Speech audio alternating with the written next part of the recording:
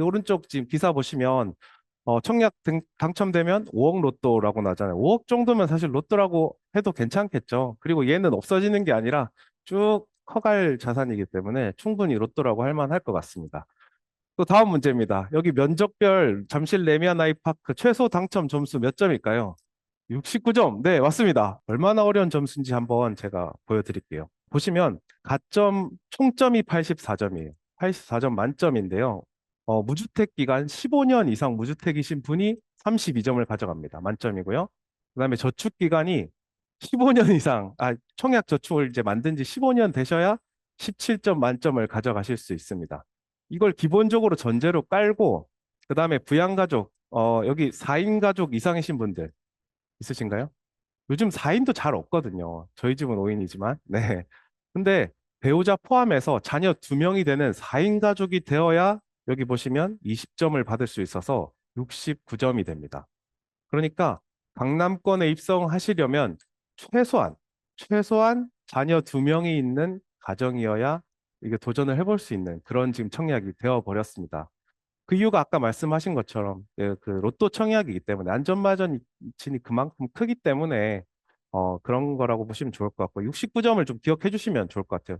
그 뒤에도 계속 다른 청약 이야기를 하면서 경쟁률이나 당첨 가점들이 나오는데 이 점수를 기준점을 갖고 보시는 게 되게 중요할 것 같아서 앞서 한번 설명드렸습니다.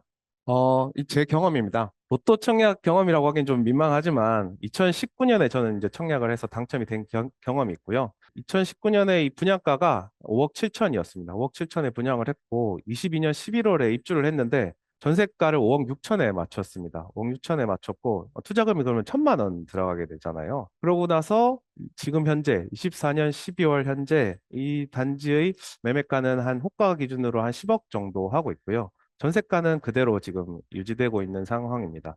그럼 차익이 한 4억 3천만 원 정도 되고 투자금 기준으로 수익률을 계산해 보면 한 4,000%가 넘죠. 이러면 괜찮은 투자 맞나요?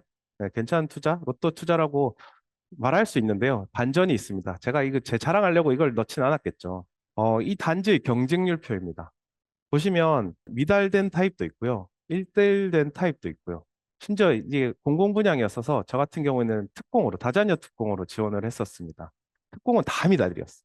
네. 그 정도의 단지가 이 정도 수익을 올려준다라는 거죠.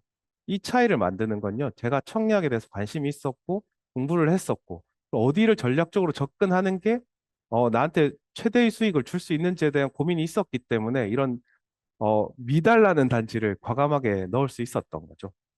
그랬던 이유는 저는요, 해당 지역에 거주하지 않았고요. 기타 지역에 거주했어요. 그러다 보니까 이런 단지를 찾아서 할 수밖에 없었다라는 거죠.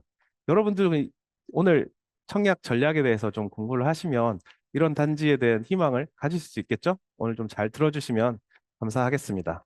청약으로요, 집을 싸게 사실 수 있어요. 싸게 살 수 있는데요. 미리 준비가 되어야 싸게 살 수 있습니다. 네, 왜냐하면 일반 대중들은 좋은 거에 눈이 가고 비싼 거에 눈이 가게 돼 있거든요. 그러면 싸게 살 수가 없어요. 오늘 한번 제대로 배워보는 시간 가졌으면 좋겠습니다. 청약 시장 분위기에 대해서 먼저 한번 알아볼게요.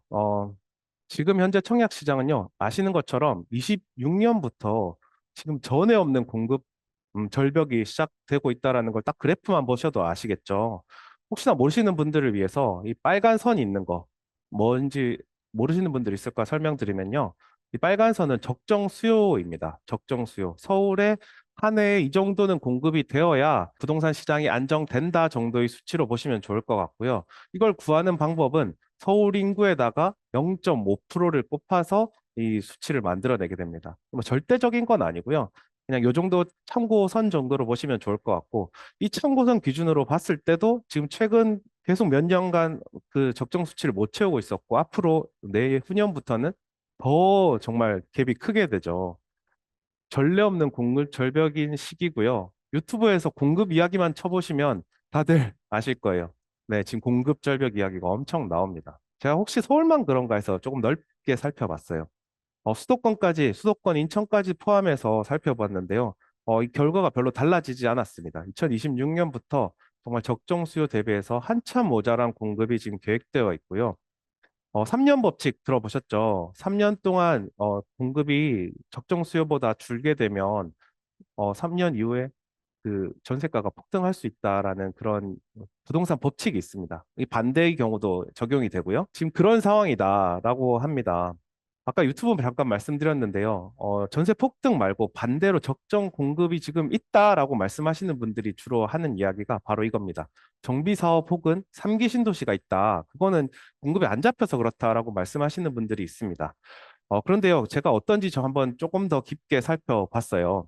일단 정비 사업 같은 경우는요, 최근 공사비 상승 엄청 됐다라고 말씀 많이 들어보셨잖아요. 공사비가 상승하다 보니까 조합하고 시공사 간에 계속 불화가 생깁니다. 공사비를 올려달라고 시공사에 요청을 하고 조합에서는 이거 계약을 그렇게 안 했는데 왜 올려달라고 하는데요. 사실 여기는 미묘한 문제들이 많이 있어요. 뭐 규제가 변경되면서 예를 들면 16층까지 할 수 있었던 단지가 18층까지 올릴 수 있게 뭐 규제가 해제되고 이러면 조합 입장에서는 사업성을 위해서 바꾸고 싶잖아요. 그러면 사업 변경을 하고 설계를 변경하게 되면서 기간도 늘어나게 되고 그러니까 뭐 시공사에서도 할 말이 있는 거죠. 그러면서 계속 공사비를 올려주면서 진행하고 있는 상태입니다. 오른쪽 기사를 보시면요. 장위 4구역 자이 레디언트 단지 아실 거예요. 거기가 지금 내년 3월 입주를 해야 되는 그런 단지인데요. 공사가 멈춰 있습니다. 네. 지금 서울시 그리고 지자체인 성북구까지 포함을 해서 중재를 해보려고 노력을 많이 했는데 서로 원하는 그런 공사비에 대한 그런 갭을 메꿀 수가 없어가지고 지금 멈춰 있는 상태입니다. 네, 이뿐만이 아니라 정비 사업에는 리모델링 사업도 있죠. 저희 1990년도대 중후반 단지들 보시면 그때도 한창 그 집이 서울에 모자라서 용적률을 400%까지 풀어준 단지들이 되게 많이 있습니다. 그래서 용적률이 300, 막 70%, 80%까지 되는 단지들은 재건축을 할 수가 없겠죠. 그래서 리모델링으로 가닥을 잡고 진행을 한참 하고 있었는데 그런 단지들은 뭐 리모델링을 선택한 이유가 그런 부분도 있고 속도도 문제고 제초안에도 안 걸리고 기부 체납에도 해당이 안 되기 때문에 리모델링 선택을 했었습니다. 근데 말씀 주신 것처럼 여기 재건축 패스트 트랙법 같은 게 통과가 되면서 안전진단 없이 진행을 할 수 있게 됐고요. 재건축, 재개발 촉진에 관한 특례법 때문에 용적률이랑 높이를 조금 완화시켜주는 법이 통과가 됐습니다. 그러면서 원래는 리모델링밖에 못하던 단지들이 재건축을 할 수 있게 돼 버린 거죠. 내가 지금 한 10년, 12년, 막 20년까지도 이렇게 리모델링을 추진해 왔는데 한 번에 다시 좀 리셋을 해서 재건축으로 돌아가야 되는 그런 단지들이 자꾸 나오고 있습니다. 한 가지 예로 동부 이촌동에 지금 보면 뭐 강촌이라든지 한가람이라든지 이런 단지들 원래 리모델링으로 진행을 했었잖아요. 그런 단지들을 최근에 한영기 조합장이라고 혹시 아시나요? 그 아크리오 파크에서 되게 스타 조합장으로 유명하신 분이 와서 설명을 했어요. 지금 이게 니네 재건축을 해도 충분히 수익이 난다. 재건축으로 바꾸자라고 이렇게 합니다. 그러면 이 리모델링 원래 추진했던 조합원들 간에도 마찰이 자꾸 생깁니다. 야, 재건축이 된다는데 아니야, 리모델링이 더 나아라고 서로 부딪히게 되고 그 갈등 때문에 사업이 지지부진하게 되고 동률도 안 나오게 되고 하면서 또 시간만 지나가게 되는 그런 경우가 지금 계속 생기고 있습니다. 그리고 상기 신도시 말씀드렸잖아요. 상기 신도시에 지금 되게 많은 부지들이 있는데 거기 택지에 전부 다 LH가 할 수 없잖아요. 그래서 민간에게 그 토지를 판매를 하고 그 민간 사업자가 사전 청약을 받아서 진행하는 그런 택지들이 많이 있습니다. 많이 있는데 어떤 일이 요즘 생기고 있냐면요. 공사비가 많이 오르고 하니까 민간 사업자가 공공택지는 분양가 상한제가 적용됩니다. 그러다 보니까 분양가를 마음껏 높일 수가 없는 거죠. 그러니까 사업성이 안 나오고 아이 못하겠다 하고 포기를 해버립니다. 그래서 계약 해지를 해서 사전 청약에 당첨되신 분들은 그냥 공중에 지금 붕 떠버리는 상황이 지금 많이 발생하고 있습니다. 뭐 운정도 그렇고요. 인천에도 그런 단지들 몇 개 있었죠. 그래서 그런 지금 상황이고 지금 오른쪽 기사 보시면 상기 신도시가 공사비가 지금 계속 상승되는데 또 이게 사전 분양을 했던 시기가 21년, 22년이었어요. 항상 한창 그 가격이 높아져 있는 상태에서 한 요 정도면 수익이 나겠다 해서 이제 사전 청약을 했었는데 그 이후에 지금 뭐 예를 들면 운정 신도시 어떻게 됐나요? 지금 가격이 엄청 떨어졌죠. 그러다 보니까 이제 지금은 자기 마음대로 이제 분양가를 측정할 수가 없는 시기가 되어버렸습니다. 그래서 공사비 상승 때문에 건설사들이 아예 입찰 자체를 안 하는 그런 상황이 되어버렸습니다. 지금 설명드린 것처럼 공공분양이고 분양가 상한제가 적용되고 그리고 공사비가 상승되다 보니까 시공사들은 수익이 없게 되니까 아예 공급을 하려는 의지조차 없는 상황이 점점 되어가고 있고요.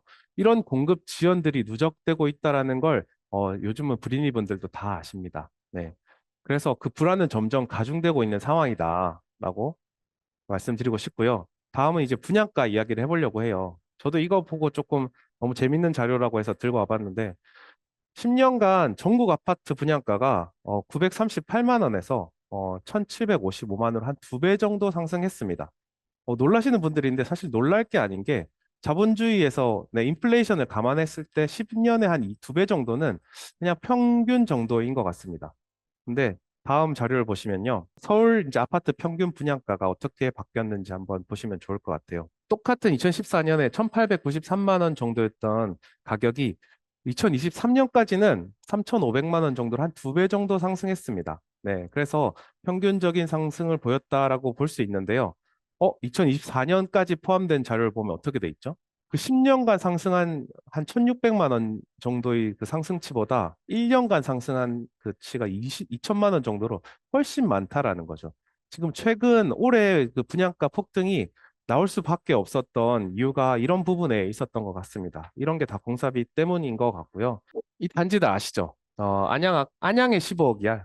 노원의 14억. 이게 청울림 선생님 강의하실 때 분양이 그래도 될 거다라고 하셨어요. 저는 그 강의를 들으면서 진짜 될까? 저거 진짜 비싼 것 같은데? 라고 생각을 했는데 분양이 됐습니다. 84 국평 기준으로 완판이 됐고요. 조금 설명을 드리면 안양에 지금 기존 대장이었던 뭐 평촌 더샵 같은 거나 아니면 트리지아 바로 밑에 있는 그런 단지 같은 경우에 12억 정도 하고 있습니다. 네, 신축임에도. 그리고 노원에서도 기존에 이제 대장 아파트가 중개 청구 아파트 이런 거 지금 호가 기준으로 한 12억 정도 하고 있어요. 근데 사람들은요, 그 새 집에 대한 만족도 그리고 이게 갈수록 가격이 오를 거다라는 거에 대한 그 기대를 기본적으로 하고 있는 것 같습니다. 그래서 오늘보다 내일이 더 오르는 분양가라는 마인드를 기본적으로 갖고 계신 것 같습니다. 그리고 마지막으로 이제 안전 마진의 리스크에 대해서 말씀드리는데요. 지금 왼쪽 기사 보시면 최근 서울 분양시장은 입지보다 가격이 중요하다라는 이야기가 들어가잖아요. 이게 기존 강동구에 분양했던 단지인데 이 단지 같은 경우에 지금 주변 시세보다 20%나 비싸게 분양을 했어요. 그러다 보니까 이 미분양이 났고요. 오른쪽 네, 잠실 레미안 아이파크 아까 5억 로또라고 했던 그 단지는 어떻게 됐나요? 270대 1이라는 정말 엄청난 경쟁률을 가지고 완판이 됐죠. 두 단지 차이는요. 얼마만큼의 안전 마진이 있냐입니다. 여러분들 청약 신청하실 때 이런 안전 마진을 생각하시면서 하시되 그 가격과 가치에 대한 정확한 판단이 있으셔야 좀 제대로 된 청약을 하실 수 있을 것 같습니다. 투자를 할 때 제일 중요한 게 가격인데 그 가격을 알기 전에 정확한 가치를 아시고 그리고 분양가가 나왔을 때 그 분양가가 그 가치에 적합한지를 보시려고 꼭 말씀드리고 싶어서 이 장표를 가져왔었습니다. 이 투자자는 가치 대비 싼 걸 사야 됩니다. 절대 가치 대비 비싸고 좋은 걸 사시면 안 된다라는 투자의 본질을 잊지 않으셨으면 좋겠습니다. 저한테 이런 질문을 진짜 많이 하세요. 저 이렇게 하다가 어떤 단지 당첨이 됐는데 이거 어떻게 해야 돼요? 네, 지금 특히나 요즘처럼 분양가가 애매할 때 많이 물어보십니다. 지금 이거는 이문 아이파크 자이가 그때 한창 고분양가 이슈가 있었어가지고 이런 단지 당첨됐는데 이거 그냥 계약하는 게 맞을까요? 라는 질문을 하셨는데요. 절대 선당 후금하지 마십시오. 네. 왜냐하면 당첨이 되고도 정말 큰일 날 수가 있습니다. 먼저 내가 자금 여력, 아까 반포 말씀드릴 때 제가 말씀드렸죠? 계약금 몇 프로라고 했죠? 20%, 그렇죠. 20%. 그다음에 중도금 10%까지 한 7억이 넘는 돈이 필요하다고 말씀드렸죠. 그런 단지를 막무가내로 실거주, 뭐 거주 의미까지 있는데 만약에 당첨이 됐다라고 하면 그건 좀 끔찍한 재앙이 될 수 있습니다. 그래서 우리가 청약을 한다라는 건 좋은 걸 무리하게 산다라는 게 절대 아니라는 거 꼭 명심해 주셨으면 좋겠습니다.